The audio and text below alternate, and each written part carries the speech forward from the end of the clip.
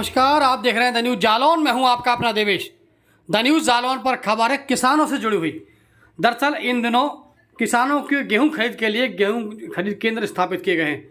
जगह जगह पर गेहूं खरीद केंद्र स्थापित हैं और किसानों को 24 से 48 घंटे में भुगतान देने की गारंटी भी दी जा रही है। लेकिन जालौन नवीन गल्ला मंडी में स्थित जो गेहूं खरीद केंद्र हैं, लगभग 20 गेहूं खरीद केंद्र समय संचालित हैं और वहाँ पर हालात ये हैं कि लगभग 10 से 12 दिन गुजर गए हैं और अभी तक किसानों का 80 से 90 लाख रुपए बाकी है, जिसका पेमेंट पीएफएमएस के द्वारा होता है, वो हो नहीं पा रहा। इसके पीछे की वजह जो सामने आई उसके मुताबिक पीएफएमएस का जो पोर्टल है वो इस समय उस पर सर्वर डाउन है, उस वजह से काम नहीं हो पा रहा है। लेकिन किसान बहुत परेशान है कि आखिर उनकी बेटी की अब ब्याह कैसे होगा, कैसे हाथ पीले होंगे, कैसे उनका जो जेवर गिरवी रखा है साहूकारों के वो कैसे उठेगा। बहुत सारी समस्याएं। पहले हम आपको एक किसान की बात सुनवाते हैं, सुनिए पहले किसान क्या कह रहा है। क्या नाम भैया, कहाँ से आए हैं? सर हमारा नाम है गोविंद नारायण जी और हीरापुर। हाँ, आपने गेहूँ खरीदने पर कितना गेहूँ बेचा था? और सर 108 कुंटल गेहूँ हमने बेचा था 23 तारीख में। सर बोले आपके में आधार कार्ड नहीं लगा है, आप जाइए और एनपीसी करवाइए। तो हमने 25 तारीख को एनपीसी करवा लिया।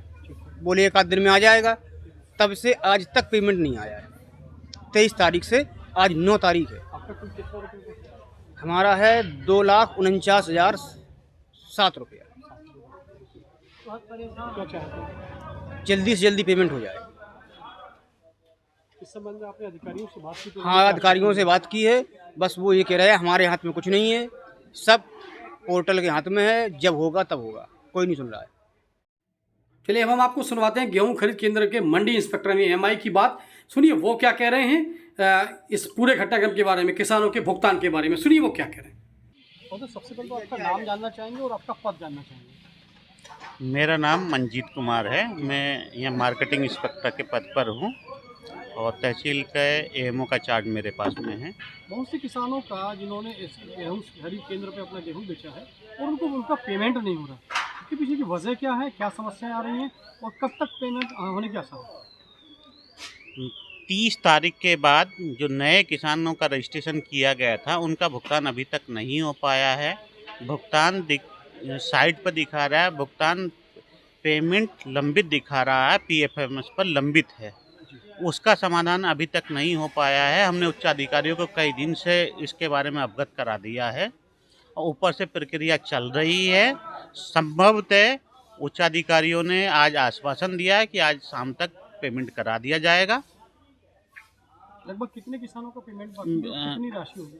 मेरे क्रय केंद्र पर 28 किसान हैं जिनकी धनराशि लगभग 30 लाख रुपए पेंडिंग।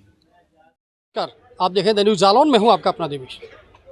सरकारी गेहूं खरीद केंद्रों पर इन दिनों किसान परेशान नजर आ रहे हैं। इसके पीछे की जो वजह सामने आई है वो चौंकाने वाली है। दरअसल उत्तर प्रदेश सरकार द्वारा किसानों का गेहूं सीधे खरीदने के लिए जगह जगह पर गेहूं खरीद केंद्र स्थापित किए गए हैं और जालौन की अगर हम बात करें, जालौन नवीन गल्ला मंडी में इस समय 20 केंद्र यहाँ पर संचालित हैं और यहाँ पर लगभग 10 से 15 दिन हो गए किसानों का पेमेंट नहीं हुआ है। हमारे पास जो जानकारी उसके मुताबिक लगभग 70 से 80 किसान ऐसे हैं जिनका लगभग में 70 से 80 लाख रुपए के आसपास तक बकाया है।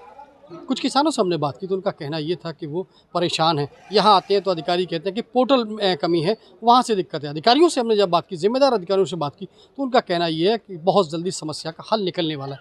लेकिन बड़ा सवाल यहाँ पर आकर ये फंस जाता है कि आखिरकार इन दोनों के बीच में किसानों का क्या दोष है?